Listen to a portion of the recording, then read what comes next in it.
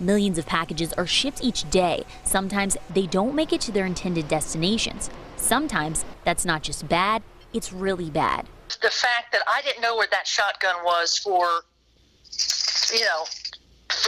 it just made me sick to my stomach. Former police detective Dina Balthus ordered a tactical shotgun from an out-of-state dealer. Anytime you purchase a firearm online, you have to have it shipped to what's called an FFL, Federal Firearms License Dealer. The gun she ordered was supposed to arrive at Tactical Firearms. The FFL will contact you when the firearms delivered to their business. No one from Tactical Firearms called Balthus, even though FedEx said the package had been delivered. Balthus went to the firearms dealer. People there told her they never received the shotgun.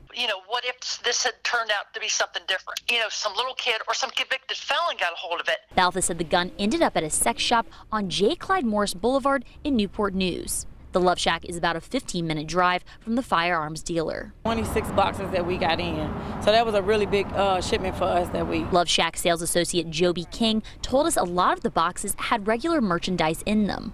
The box that was delivered here actually looked like one of our dancer poles. King didn't realize that one of the boxes held the 12-gauge shotgun until FedEx showed up to take it back. Because I would have known it was not belonging in this store right here. For Balthus, it raises serious questions that need to be answered. Or is there more? There needs to be more done to ensure that when a firearm is shipped from a vendor or manufacturer, it's tracked very carefully all the way to the FFL. We reached out to FedEx, who says they handle these matters privately with their customers. As for Balthus, the gun is now in her possession. In Newport News, I'm Megan Purrier, 13 News Now.